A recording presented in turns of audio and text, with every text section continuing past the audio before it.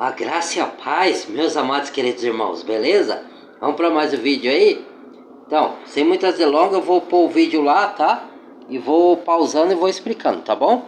Então vamos lá, como eu sempre faço. Peraí, deixa eu arrumar aqui para ficar legal. Vamos lá. A gente boa de Deus, paz e saúde para você. Sejam todos bem-vindos ao meu canal. Eu sou Evandro Moretti para mais um vídeo coerente da fé cristã. E hoje eu vou falar sobre 5 coisas que os líderes religiosos não querem que o povo saiba. Os líderes religiosos, muitos deles, têm um conhecimento. E esse conhecimento leva eles a enganar o povo ao invés de ajudá-los. Não vou generalizar, não significa que todos os líderes religiosos tenham essa intenção, mas muitos têm. Não desejam que o povo se aprofunde no conhecimento libertador e simples que é a graça de Cristo, ok? Então nós vamos falar e dar textos bíblicos para que o povo vá cada dia mais aprendendo e se libertando de lugares que estão há muito tempo aprisionando, tá? Então, se você não é inscrito neste canal, eu peço que você se inscreva, deixe o seu like, isso é muito importante para que outras pessoas conheçam o nosso canal e assistam os nossos vídeos. Também interaja conosco, deixando o seu comentário. Vamos lá.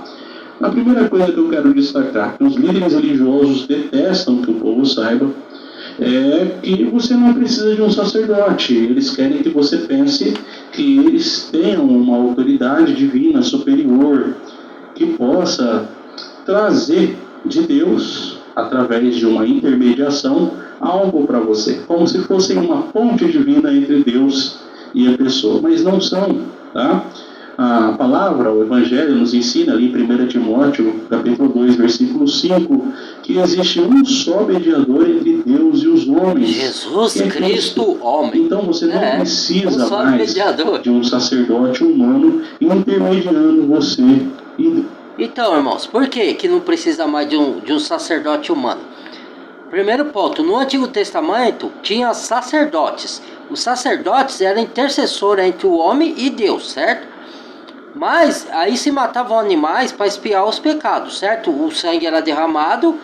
Esses animais representavam uma figura de Cristo que ainda ia vir, certo? E aqueles que foram salvos antes de Cristo foram salvos crendo no Messias que haveria de vir. Só que eles eram purificados pelo sangue dos animais, que representava Cristo. Só que esse sangue nunca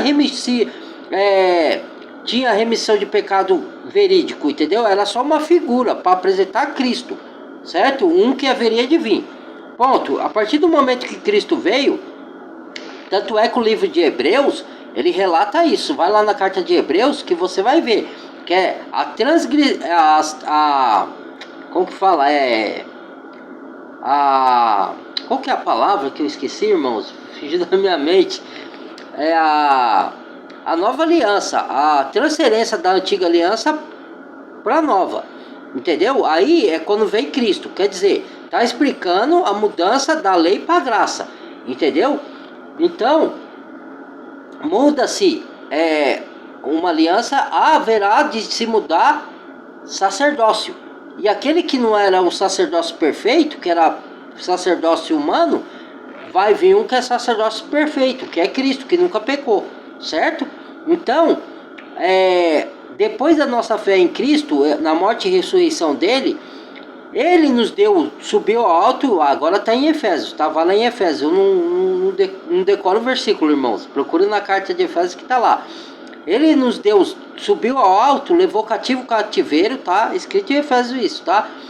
E deu dons aos homens, um para apóstolo, outros para profeta, um para doutor, um para mestre, querendo a aperfeiçoação do corpo de Cristo, dos santos, certo?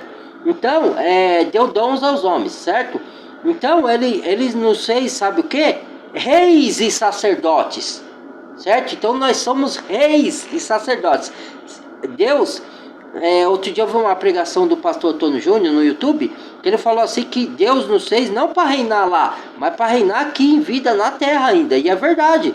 Só que não é reinar que a gente vai ser governante, a gente vai reinar sobre os problemas da nossa que a gente passa, a gente vai reinar sobre as aflições, a gente vai reinar nas lutas, que a gente vai ter vitória por meio de Cristo, entendeu? Vai reinar diante das coisas, vai reinar na terra, vai ser luz do mundo, sal da terra, mostrando, refletindo a glória de Deus em nós, refletindo a palavra, o evangelho, refletindo Cristo em nós, pela nossa conduta, e nós, de fé em fé, e em glória em glória, ficamos mais parecido com Cristo. Nós não vamos ser perfeitos aqui nesse corpo humano, mas parecido, entendeu? Com Cristo. Então, nós somos reis e sacerdotes, então nós não precisamos de outro intermediário. Sacerdote quer dizer intermediário entre Deus e o homem. Cristo é o sumo sacerdote. Por isso que a gente usa o nome de Cristo para chegar ao Pai. Só se chega ao Pai pelo nome de Cristo, certo? Ninguém vai ao Pai se não for por mim, Jesus falou, certo? Então nós somos sacerdote e Ele o sumo. Qualquer um que crê e fala do Evangelho é sacerdote, entendeu? Então você não precisa mais de um pastor. O pastor a gente precisa sim, como ele sendo um dos membros do corpo de Cristo. O que é um pastor? O que é um diácono, um líder? Não é um título, não é uma pessoa que está na frente de um púlpito denominacional. É uma pessoa que é mais experiente na palavra, que é um ancião na palavra. Não é ancião de idade, é ancião de conhecimento da palavra, entendeu? Então ele direciona o povo, ele é um pastor, ele aponta para Cristo, é quem aponta e caminha para Cristo. É um ancião, é quem administra o povo, é quem dá conhecimento ao povo, é quem ensina a palavra, entendeu? É um ancião, é quem tem mais experimento na palavra. Porque assim, os dons são dados assim, um é pastor, o outro é diácono, o outro é presbítero, o outro é doutor, o outro ensina, o outro tem dons de serviço, de caridade, o outro tem dom de evangelista, entendeu? Nem todo mundo tem os mesmos dons. Cada um foi dado o dom conforme como que fala lá? Foi dado conforme o dom de Cristo. Então ele repartiu os dons como ele quis, entendeu? Cristo, né? Para cada um. Tem uns que tem 3 dons, outro tem 2, outro tem 4, varia, entendeu? Mas uma só pessoa não tem todos os dons, entendeu? E por isso que a gente precisa um do outro, de comunhão, né? Mas comunhão com a luz e não com as trevas, entendeu? Não com a mentira, não com a fraudulência, não com o engano, entendeu? Então vamos lá. Você pode falar com Deus, você mesmo, foi para isso que Jesus veio, ok? E ali em Apocalipse capítulo 1, versículo 6, está escrito que Deus nos fez reis e sacerdotes. O sacerdote era aquela pessoa responsável por buscar a Deus a respeito de seus próprios pecados e também interceder pelo povo. Naquela época o povo precisava de um sacerdote. No Antigo Testamento. Já na graça, o sacerdote sou eu, o sacerdote é você. Exato. Você pode se achegar a Deus levando os seus próprios problemas, tá? Falando a respeito de suas próprias dificuldades. Ah, mas e o pastor? Qual é a figura do pastor na graça? O pastor na graça, nem precisa você ficar chamando de pastor, tá? Não é um título. Deus não quer que essas pessoas se utilizem de títulos para se considerarem superiores. Isso. Na verdade, transformaram isso num título muitas vezes lucrativo, outra. Por quê? Porque eles acham que são melhores, eles acham que são mais espirituais que vocês. Não! Ninguém é melhor à vista de Deus do que ninguém. Todos os filhos de Deus são iguais. No mundo espiritual são todos iguais. Não é igual ao mundo físico que um se acha melhor que o outro. Entendeu? Então você pode ter sua intimidade com Deus, você pode fazer sua oração. É só saber ler a Bíblia, você vai orar conforme a Bíblia te diz, que a Bíblia fala. Nós não sabemos orar como convém, mas o Espírito, o Espírito com gemidos inexprimíveis intercede por nós. Por quê? Porque quando você lê as Escrituras te ensinam a orar. Jesus deixou o padrão do Pai Nosso, mas não é o Pai Nosso, não é como um mantra repetitivo. Você vai saber, Pai Nosso que estás no céu, para você saber que o Pai está no céu, em primeiro lugar. Que Ele é santo, santificado seja o seu nome. Venha a vós o vosso reino, que o reino já está dentro de nós. Venha a vós, que é a fé por meio de Cristo, da obra de Cristo na cruz. Aí o reino vem morar dentro de nós, e ele vai se concretizar na partida para a glória lá no céu. Seja feita a vontade dele, não a nossa, do Pai, entendeu? assim na terra como é feita no céu. O pão nosso de cada dia, o pão, quem é o pão? Jesus, é o pão que desceu do céu. Ele não falou lá para os religiosos fariseus, Moisés deu o pão, e aí morreram aquelas pessoas. Eu sou o pão da vida, eu sou o pão que desceu do céu. Pai nosso, que é pão nosso, nos dai hoje, perdoai nossas ofensas, assim como nós devemos perdoar quem nos ofende, perdoar nossos pecados, assim como devemos perdoar quem peca contra nós. Quantas vezes devemos perdoar, Senhor? Até 7 vezes a quem peca contra nós? Não digo lá até 7, mas 70 vezes 7, ou seja, sempre. Perdoar não é conviver, tá, irmãos? Não é você obrigar a conviver com pessoa que está sempre te fazendo coisa ruim para você. É você pôr no esquecimento, não guardar mágoa com a pessoa e pronto, segue sua vida. E deseja o bem para a pessoa, mesmo que ela tenha te desejado mal. Aí o Senhor vai te abençoar por causa disso, entendeu? Que significa também que a pessoa tenha autoridade, que tenha o poder de manipular os outros. O título de pastor é muito visado, não somente o de pastor, como o de ancião, como o de bispo, apóstolo, tá? Porque as pessoas acreditam que esse título dá poder. Mas não, tá? O pastor, o mentor, o ancião, o bispo no evangelho, ele é um irmão mais experiente, é só isso. Exatamente. É um irmão que já passou por muitas coisas no caminho e que pode ajudar, que pode orientar, mas jamais ele tem uma intimidade maior com Deus a ponto de representar você diante de Deus. Quem te representou de uma vez por todas diante de Deus Jesus. Foi Cristo. Ok? Isso Jamais mesmo. pense que um líder religioso é superior diante de Deus do que você. Até alguns líderes religiosos, de forma maldosa, usam textos do Antigo Testamento. Não toqueis os meus ungidos, né? Dizendo que você nunca pode questionar o líder religioso porque ele é ungido de Deus. Você não pode criticá-lo porque ele é ungido de Deus. Olha, de certa forma você não precisa descer ao nível, tá? A ponto de você ser um mal educado. Nem confrontar eles dentro da denominação. O que você tem que fazer? Se ele não deixar você, pastor, isso daí que o senhor está falando não está de acordo com a Bíblia. Quem é você? Você está aqui para ensinar ou para aprender? Então o que você faz? Então tudo bem, pastor, me perdoa, estou de saída, não frequento mais esse tempo. Ponto, acabou, vira as costas e vai embora. Não frequente esses lugares, entendeu? Essa é a sua postura. Na Bíblia é bem clara que Deus tem vários versículos que fala, Timóteo, acho que é 2 Timóteo, que fala, se separar deles será vaso usado para toda boa obra, se purificar dessas coisas, tá lá em 2 Timóteo, tá?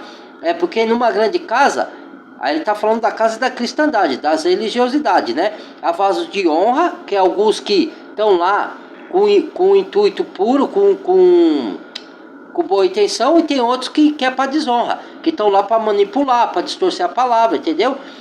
De sorte que se alguém se apartar dessa coisa, é vaso é vaso purificado para toda boa obra. Se alguém se purificar, se afastar, aí Deus fala em outro versículo, todo aquele que profere o nome de Cristo se aparte da iniquidade, ou o erro, da injustiça, ou do engano, se aparte. Tá falando para se apartar, entendeu? Se você não se apartar, você é cúmplice. Então, tá dizendo na palavra, tá? Aí em Apocalipse tem outro versículo. Sai daí, povo meu, para não ocorreres nos seus pecados, entendeu? Nos seus flagelos, entendeu? Tá falando ali da falsa noiva, da falsa igreja.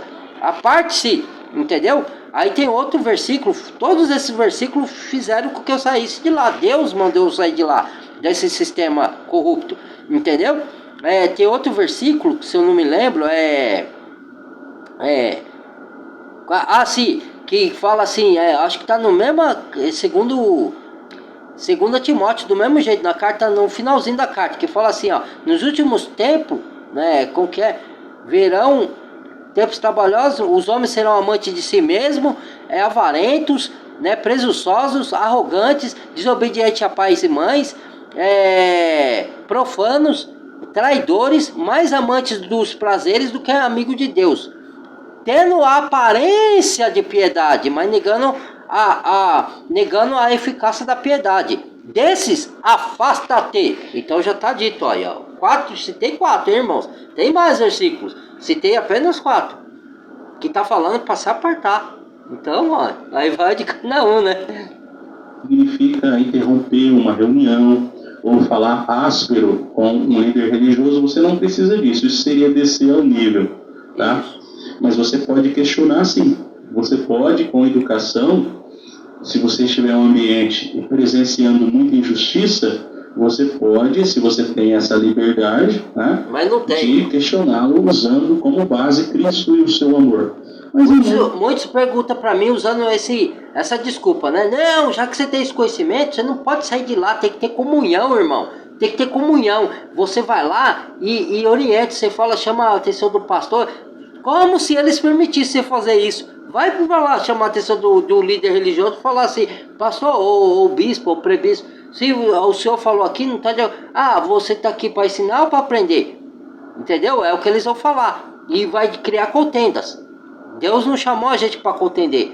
Agora, se você fala fora do tempo religioso, para um líder religioso que não está dentro do templo, aí sim. Aí você fala, aqui eu não estou no seu templo, aqui eu não sou parte da que você chama suas ovelhas, porque as ovelhas são de Cristo, tá?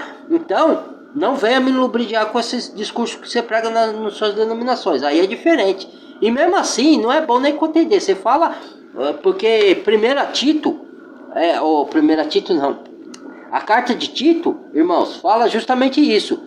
Ao homem herege, que é o homem que distorce a palavra, tá? Ao homem herege, depois de uma ou outra admoestação ou chamada de atenção, tá? E ele não se corrigir, se afaste dele, porque o tal já está pervertido e peca, e já está condenado em si mesmo. Então, se aparte-se do homem herege. Não fica dando púlpito para ele, não. Se você for... Porque eu já fiz isso uma vez no início da minha conversão, irmãos, e não adiantou, porque ele só foi para perverter os ouvintes, porque estava numa roda assim, e ele falando coisas, e eu comecei a falar da palavra lá, e ele veio, chegou, de mansinho se introduziu, por isso que a palavra fala, né? Paulo fala lá em Gálatas, que se todos eles no meio de nós vierem espiar a nossa liberdade que temos em Cristo para nos colocar em servidão. Aí veio esse dito cujo aí, que era até meu colega lá, respeitava ele muito, até oramos junto, mas ele começou a falar coisa. Aí eu comecei a falar, não, tá errado, eu provo aqui na palavra e tal. E aí os ouvintes estavam lá ouvindo, né? E aí pode perverter os ouvintes, entendeu? Então, o que eu fiz? Acaba aqui com tudo. Fica aí com a sua teoria, dá licença aqui, vamos embora. Por quê? Porque não adiantava. O tal já está pervertido e peca, entendeu? E si mesmo já está condenado, entendeu? Não adianta, ele não quer enxergar, entendeu? Então não convém você tentar querer mostrar para ele, porque ele não vai aceitar, entendeu? E vai pervertir ainda quem está ouvindo, entendeu? Situações não compensa, é melhor sair mesmo. Porque a pessoa, ela está tão ali... beneficiada com esse sistema, e qualquer que queira a verdade vai ser visto, vai ser enxergado como um inimigo. Tá? Então, aquilo que eu tenho dito para as pessoas, na maioria das vezes não resolve você questionar, é melhor você sair. Tá? Mas esse pessoal, esses líderes que usam aquele texto do Antigo Testamento, não toqueis os meus ungidos, aquilo foi para reis de Israel. Isso, exatamente. E não tem nada a ver com pastor de igreja evangélica, ok? Vamos lá. Se bem que, lógico que se você, vamos supor, uma pessoa é um escolhido de Deus na terra. O que é um escolhido, irmãos? Para que vocês entendam, não é que a pessoa é melhor do que a outra pessoa. Escolhido é para uma missão, entendeu? É um ministério, é uma pessoa que é escolhido para orientar na palavra, outra é para ensinar, que é doutor, dom de doutor, outra que é para ir de país em país pregando a palavra, o evangelista, de cidade em cidade, né? É missão. Então essas pessoas são chamadas de escolhido para um propósito. Tem uns que são escolhidos para a salvação, e Deus não dá missão assim, dentro das escrituras, é uma missão, como que eu posso falar? Ele dá missão, mas às vezes não é uma coisa que está entrelada só com as escrituras, é uma missão de salvar a vida, como médico, por exemplo. Tem muitos médicos cristãos e que salvam vidas. Tem pessoas que fazem caridade, então isso é um dom, entendeu? Que Deus dá. Mas tem pessoas que foi chamada para salvação, mas ele não tem muitas missões. Então, missão é pessoas que são escolhidas, entendeu? Para uma missão específica, entendeu? para falar do evangelho, todos nós somos chamados para falar uma coisa ou outra do evangelho, entendeu? Não precisa ser um exímio pregador. Às vezes você não tem nem o dom de evangelista, mas você fala, ó, Cristo morreu para pagar seus pecados, Ele te ama, pronto, e mostra as suas atitudes, às vezes sem palavras, você mostra o seu bom comportamento, já convence a pessoa, entendeu? E agora, tem pessoas que têm dom, são os escolhidos, que Deus deu dom para uma missão, entendeu? Aí esses são chamados, que ungido também tem a ver com escolhido, tá? Ungido tem vários significados, mas um dos significados de ungido é escolhido, certo? Escolhido, ungido. Então, se você perseguir um escolhido de Deus, Deus vai te dar a paga para você, entendeu? Mas esse versículo, não toquei nos seus ungidos, tá falando dos reis lá do Antigo Testamento, tá falando que esse pastor distorce para você ter medo dele. Olha, não toquei nos ungidos do Senhor. Aí você fica com medo e fica achando que o Senhor vai pesar a mão com você se você contrariar o pastor que está falando bobagem. Não, nada a ver, irmãos. Outra coisa que eles não querem que você saiba é que você não precisa do templo. Atos capítulo 17, versículo 24, está escrito bem claro para todo mundo ver. Tá? Deus não habita em templos construídos por mãos humanas. Deus, Ele não mora nas quatro paredes. E a prova disso é um outro texto, ali em 1 Coríntios, capítulo 3, versículo 16, onde está escrito que nós somos o templo de Deus. Espírito Santo, Espírito de Cristo habita em nós. Ok? Então, você não precisa do templo. Ah, mas eu posso ir a um templo de quatro paredes? Pode, porque você é livre. E se eu... Exatamente. Em Atos está escrito, Deus não habita em templos de mãos humanas. Aí os que vão em templos, principalmente os líderes, distorcem isso daí, né? Tem um presbítero que prega direitinho a palavra, mas nessa parte ele erra, porque ele fala assim, não quer dizer isso, que não quer. Por quê? Porque eles querem que você fica lá para eles se sentirem importantes. A gente que direciona na palavra, você não tem que... Porque a pessoa tem que entender que nós temos que diminuir para Cristo crescer. Então nós, sem Cristo, não somos nada. Nada! Certo? Nós passamos a ser... Não é que eu estou me menosprezando ou menosprezando ninguém. Entendeu? Perante o homem, a gente nunca pode se menosprezar. Mas perante a Deus, você tem que diminuir. Porque Deus é o maioral, Deus é o Criador. Certo? Não estou falando que você não tem que ter autoconfiança em você, que você não tem que acreditar nos seus dons. Não é isso que eu estou falando. Eu estou falando que esses homens querem se sentir importante. Entendeu? Você não tem que querer impressionar ninguém, querer impressionar o próprio Deus. Paulo falava muito bem isso. Você tem que fazer só a sua parte de cristão, de filho de Deus, a sua missão e pronto. Entendeu? Então eles querem ir lá para ter domínio sobre as pessoas. Por isso que eles querem a pessoa lá. Mas você não... mas então a Bíblia fala em Hebreus que aquele não faça aí como algum... É costume de algum que não se congrega ou não se comunga. Entendeu? A Bíblia não está falando para não se comungar. Comunhão é bíblica. Ajuntamento de cristão é bíblico. Não estou falando isso. Mas aí é onde que está. Você vai se comungar com uma pessoa que nas igrejas prega heresia, prega mentira, distorce a palavra. Aí, não tem que olhar para o homem. Isso daí não está escrito na Bíblia, irmão. Onde está escrito na Bíblia que você não tem que olhar para o homem? Sendo que na Bíblia está escrito em carta aos João, vai lá na carta a João, filhinhos, provai os espíritos, para ver se provém de Deus. Que nem todos aqueles que falam de Deus vêm de Deus. Mas há muitos falsos profetas no mundo. Então, então não venha com essa pra cima de mim não, tá? Vai enganar e lubridiar outro. A mim não, que eu estudo as escrituras, não vem com essa, né? E o Espírito Santo me conduz. Eu sou falho, mas espiritualmente, graças a Deus, eu busco a minha espiritualidade para ninguém me enganar também. Não só por causa disso, para ter intimidade com o Pai, né? Para todas as outras coisas, né? Mas nós não precisamos de tempo e podemos nos reunir com a luz, não com as trevas.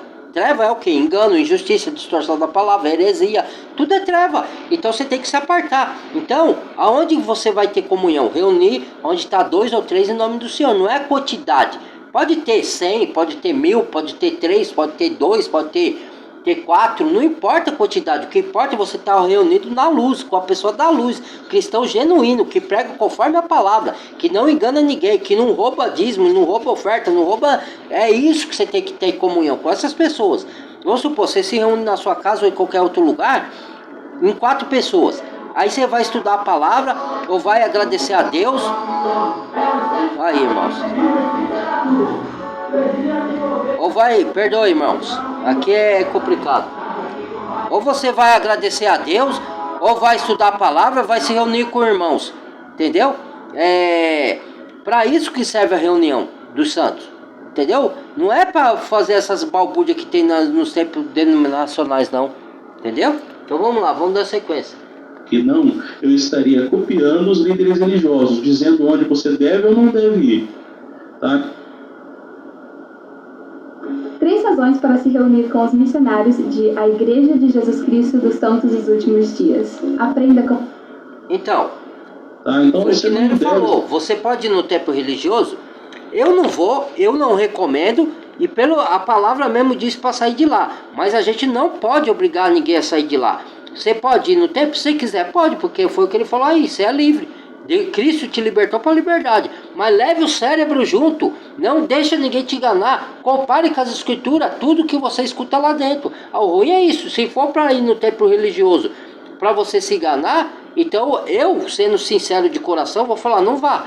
Mas aí eu não posso te obrigar, certo? Porque senão você vai ser lubridiado, certo? Agora, se você quiser ir, leve o cérebro junto. Se você vê que tem heresia, engano, injustiça lá dentro, então qual que é a sua obrigação como cristão genuíno e verdadeiro? Aparte-se, vai em outra denominação ou então não vai nenhuma, se reúna como a maioria hoje está fazendo. A maioria não, né? Que a maioria está enganada, mas muitos já estão saindo das denominações, mas não é para sair para você ficar sem se reunir ou sem estudar a Bíblia, entendeu? É sair para ir para Cristo. Não adianta você sair da denominação e pregar mentiras, ou então você não se reunir. Você pode se reunir com 2 pessoas, com 3. Você pode, ou então se reunir, às vezes, se não dá para fisicamente, o certo é se reunir fisicamente. Estudando pela internet com os irmãos, entendeu? Aí você está reunido em espírito, entendeu? Não, é lógico que só reunir em espírito, irmão, não basta. Tem que se reunir presencialmente também. Mas às vezes não dá, às vezes é corrida, às vezes você não tem tempo por algum motivo. Mas reunir o espírito, entendeu? É isso. E eu não estou pregando heresia, eu não estou falando que tem que se reunir só em espírito. Eu estou afirmando aqui que também é bom se reunir fisicamente, mas com a luz, com a justiça, com a verdade, não com as trevas. Entendeu? Não com engano, fraudulência e distorção. Templo se você não quiser. Agora, se você quiser, você saia, porque Deus não vai te castigar por isso, ok? E Deus também não vai te condenar caso você frequente um templo. Acontece que em muitos templos não é mais viável você ficar após você ir conhecendo a verdade, porque conforme você vai conhecendo a verdade, as vendas dos nossos olhos vão caindo, a gente vai tendo facilidade para reconhecer muita injustiça contra o próximo, ok? Mas não é errado você se reunir, seja em um ambiente com 4 paredes, ou debaixo de uma árvore, ou na sala da sua casa. Se reunir é muito bom. Agora, essa reunião não significa que Deus só te atenda se você estiver frequentando regularmente uma reunião. Eu, por exemplo, gosto de me reúno 2 vezes por semana. Eu acredito que o encontro humano faz bem. Você pode, com isso, ser ajudado por pessoas, né? Esse encontro humano faz bem. De repente, aquela pessoa ali está melhor do que você, ela pode transmitir através dos seus dons e talentos, que são a sua própria alegria de viver, né? Pode um ajudar o outro, tá? Um dia que você estiver mais cheio de paz, você pode transmitir isso aos outros. É gostoso se reunir. Agora, não significa que Deus só salva quem se reúne, tá? Não critique também quem se reúne, ok? Não há a necessidade de criticar quem se reúne. O critério que eu uso nos meus vídeos não é isso. Eu sempre digo que a reunião, o encontro humano é muito positivo. E em muitos lugares é que esse encontro é nocivo. E aí eu explico nos meus vídeos o porquê que alguns encontros, na verdade muitos no Brasil, são nocivos, são prejudiciais. Mas criticar um encontro apenas por criticar, não há nenhuma necessidade, ok? Então, tudo que ele Outra está coisa falando que os aí líderes procede, religiosos viu? detestam que você Tá saiba certinho. é que a oração do líder não é mais forte do que a sua. Os líderes Exatamente. religiosos querem que o povo pense que a oração deles atinge mais a Deus. Que ele é um ungido de Deus, que ele é o, né, é melhor do que os outros. Que coisa nenhuma, rapaz. Que coisa nenhuma. Você tem sua intimidade com Deus. Deus te escuta tanto quanto escuta ele. E às vezes Deus vai te escutar, às vezes não, vai te escutar muito mais do que escuta ele, porque ele é um falso profeta que está distorcendo e você está de coração puro, entendeu? Você está com boa intenção. Esses que tá de boa intenção, né? Que tem uns cristãos falsos, né? Que tá com intenção só de querer bens materiais. Então aí Deus conhece o coração, né? Mas se você tá com sinceridade buscando a Deus para fazer a vontade do Pai, para mudar a sua vida, se converter, ser uma pessoa melhor, se transformar como ser humano, como pessoa, como filhos de Deus. E lógico também pedir que Deus te abençoe na sua vida, nos seus caminhos, né? Não só com bênçãos materiais, mas né, que tenha uma família feliz, que vocês tenham saúde, que tenha paz de espírito, entendeu? Isso daí é o mais importante, irmãos, do que bens materiais. Lógico, se você andar obedecendo a palavra, Deus vai te abençoar nessa parte também. Uma denominação neopentecostal brasileira em que os líderes gostam de dizer: traz o seu problema que eu compro a sua briga, né? Como se a oração dele fosse poderosa ao ponto de que a sua não. E isso vai levando o povo a acreditar que o pastor tem mais intimidade com Deus, tem mais autoridade, a oração dele é mais forte. A melhor oração é a sua. Mas eu posso pedir oração para os meus irmãos? Pode. Para que você peça oração, você precisa entender que isso só significa compreender que existem pessoas junto com você nas demandas da vida, que você não está sozinho. Tem gente que se importa com você. Tá? Orar uns pelos outros, até tem um texto aqui em Tiago 5,16, né? Orando uns pelos outros para que sejam sarados, né? É o mesmo texto que fala sobre confessai as vossas culpas uns aos outros. Não é para você sair confessando os seus erros aos líderes, não. Aqui, Tiago queria dizer que quando você cometeu algo contra o seu irmão, falhou contra ele, você diz para ele, procura ele, para que não haja nenhum ressentimento entre irmãos. Você tenha a facilidade de pedir desculpas. É isso. É isso. Tá? Orando uns pelos outros para que sejam sarados de tudo aquilo que está aí guardado no teu coração. O texto tem a ver principalmente com o perdão, que significa que se você tem a capacidade de orar por um irmão, é que você não pensa somente em você. Tá? Exatamente. Você quer o bem para ele também. Tá? A oração uns pelos outros significa comunhão, significa se importar, mas jamais pense que a oração de um líder ou de um outro irmão ou irmã da igreja seja mais poderosa do que a sua.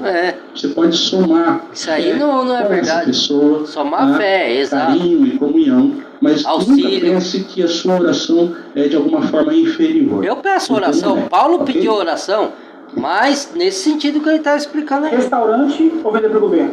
Vender para o governo, sem dúvida. Dropshipping ou vender para o governo? Com certeza vender para o governo. Agora eu vou pegar. Então, Tiago 5,16, orando uns pelos outros, pode orar, mas não pense que a oração de alguém seja mais forte. Tá? E ali em 1 João 2,20 está escrito que vós tem a unção do santo. Ou seja, a unção de Deus não é maior em uma pessoa do que em você. A unção é aquela capacitação que vem do alto para seguirmos Cristo, para termos Cristo como nosso padrão. Mas muita gente, principalmente nas denominações pentecostais e neopentecostais, acham que a unção é uma prioridade que alcança uns com mais força e outros com menos força. Ok? Outra coisa que os líderes religiosos não querem que você saiba é que evangelizar não é recrutar pessoas para o templo. Já viu aquele ditado que é dito em muitas denominações que você precisa ganhar almas para Jesus a todo custo? Porque para que você tenha galardão, você precisa trabalhar, e esse trabalhar é ganhar almas para o templo. Não, a evangelização nunca foi recrutar pessoas para o crescimento do templo. Isso é mentira das mais pesadas. Tem várias formas de evangelização, irmãos. Primeiro, a evangelização, o que é o evangelho? São boas novas. O que é boas novas? Boa notícia. Cristo morreu, Cristo ressuscitou. Para quê? Para pagar o seu pecado e o meu. Então ele te ama. Então por isso que ele deu sua vida para pagar os seus pecados e ressuscitou para te dar redenção para a vida eterna. Pronto, esse é o evangelho, né? Agora, você leva a alma para Jesus como? Tudo bem, também pregando a palavra, certo? Mas não é para você sair que nem um desesperado, que nem tem uma passagem de todo mundo pregar o evangelho. Ali foi dado aquela missão especificamente para os discípulos ali. Não está falando que a gente não possa também levar o evangelho, sim, mas aí você vai viajar pelo mundo, você nem tem condições para isso. Você tem condições? As coisas hoje são diferentes, o contexto é diferente daquele tempo lá. Então como você vai fazer? Às vezes no seu próprio ambiente, onde você trabalha, você fala da palavra, do amor de Cristo. Às vezes na sua família. Primeiro lugar que você tem que falar é na sua família. Depois você vai levar para outros cantos. Se o Espírito Santo te tocar para fazer isso, se ele te dá o dom, às vezes você não tem o dom disso. Se você tiver o dom, você faz. Se não tiver, porque você não pode enterrar seus talentos. Entendeu? Aí pregar o evangelho também é com as suas posturas, com a sua atitude. Às vezes você prega sem palavra. Às vezes você sendo uma pessoa justa, verdadeira, amorosa, carinhosa, atenciosa com as pessoas, isso é o evangelho, entendeu? É isso. Aí as pessoas você ganhar uma para Jesus assim. É lógico, não é só, você pode ganhar uma para Jesus fazendo o trabalho, se você tem o dom, que nem eu tenho o dom de desmentir as mentiras que Deus me deu, de abrir os olhos da igreja, que é o povo de Deus, tentar abrir, né? Pelo poder que Deus me deu, o dom que Deus me deu, a autoridade que Deus me deu, levar a pessoa para Cristo. Aí é o que eu faço, entendeu? É um dom que Deus me deu, assim como Ele dá para outros, até membros maiores que eu, entendeu? Mas se você não tem, com a sua conduta mesmo você evangeliza, com a sua postura, com as suas atitudes certas de benevolência. Em Marcos 16:15, quando Cristo disse: ide por todo mundo e pregai o evangelho a toda criatura, ele não estava falando para as pessoas fazerem propagandas de um templo e conduzi-las a um templo. Não é para um templo. A evangelização boa nova, tá? É você ser portador de boas notícias com a vida. O seu argumento principal é a sua atitude, é o seu comportamento. Você é a sua própria como carta de evangelho. Você evangeliza na graça, você evangeliza com atitudes de paz, de bem, de perdão, de amor, de equilíbrio, tá? Isso. De não incentivo à violência, de não incentivo a intrigas. Você evangeliza sendo uma pessoa de luz em um ambiente de trevas. Isso, tá? exatamente. E apresentar Jesus com a boca, com os lábios é secundário, porque a sua vida é a maior evangelização, ou deve ser a maior evangelização. Tá? Não tendo nenhuma obrigação de você conduzir pessoas a um templo, a um lugar. Tá? Às vezes, o seu maior exemplo... porque tem pessoas que fazem assim, irmãos. Faziam comigo, né? Mas eu não entendia, hoje eu entendo. Fala assim, ó. Não, vá para a igreja, vai buscar Jesus, vai que não sei o que lá, Jesus está lá de braços abertos te esperando. Não, Jesus está em todo lugar, entendeu? Jesus, ele vem morar dentro de você quando você entende que você é o pecador, precisa de um Salvador e ele é Cristo. E aí quando você confessa seus pecados e quer mudança de vida, o Espírito Santo vem morar em você. Então, não tem, vai para uma igreja, aí a pessoa fala o evangelho para você e fala, visita a nossa igreja, ou vai lá para a igreja fulano, filma pertinho de sua casa e tal. Não é para você levar a pessoa para templo, é para você levar a pessoa para Cristo, para a palavra da verdade, para o evangelho, para a Bíblia, entendeu? É isso. Isso é ganhar alma, não tem nada a ver com você levar para uma dita igreja. Vai levar pessoas igreja é o corpo de Cristo. A quererem o que as você pessoas entende que já creram no nome de e Cristo. essas pessoas vão se aproximar, naturalmente vão perguntar, tá? E pode ser que essas pessoas elas queiram também esse compromisso com o evangelho que você tem e façam isso com suas vidas sem seguir uma denominação, ok? Mas para o templo, para as religiões, para as denominações, melhor dizendo, evangelizar tem sido uma obrigação de recrutar pessoas para aquela denominação. Não é. Tá? E é importante que as pessoas saibam disso, tá certo? Outra coisa que os líderes religiosos detestam que você saiba é que Santa Ceia não é uma cerimônia, nunca foi.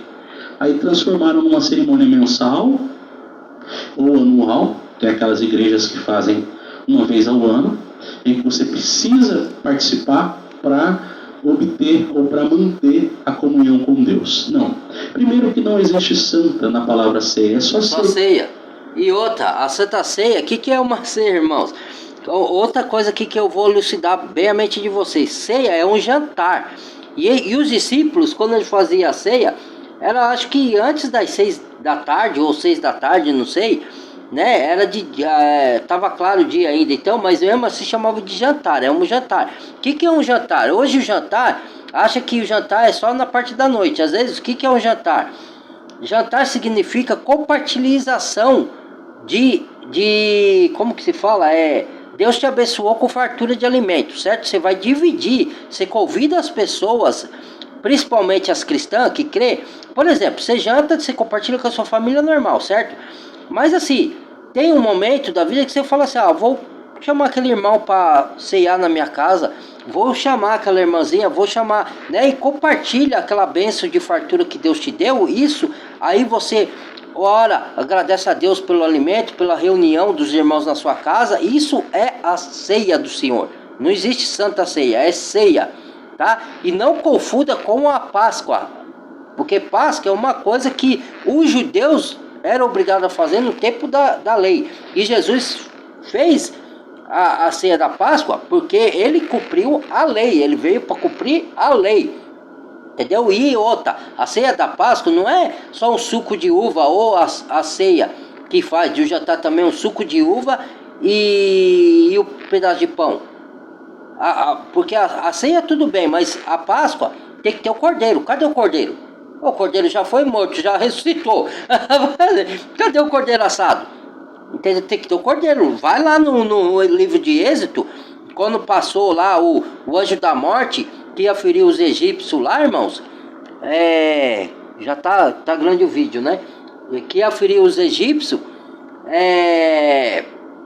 passou o anjo da morte e falou, pintar as ombreiras da porta com sangue, que era o sangue dos animais, do cordeiro, né? Que representava Cristo. E aí o anjo da morte não matou aquelas pessoas que tinham sangue nas ombreiras da porta, entendeu?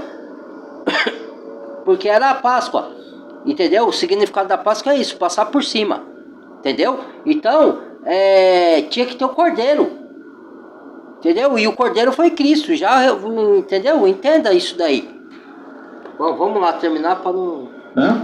Não confunda com a Páscoa, que Jesus, como judeu, ele observava. Jesus praticava a Páscoa. A Páscoa era obrigatória para judeus. Nós não somos judeus, nós somos gentios alcançados, dos quais Cristo fez um povo. Nós não precisamos guardar as cerimônias rituais e festas judaicas. Isso.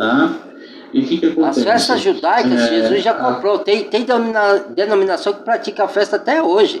Entendeu? Isso daí vai ser voltado praticado no milênio, do reino milenial de Cristo. Depois da ressurreição dos mortos, depois do corpo glorificado e tudo isso. Entendeu?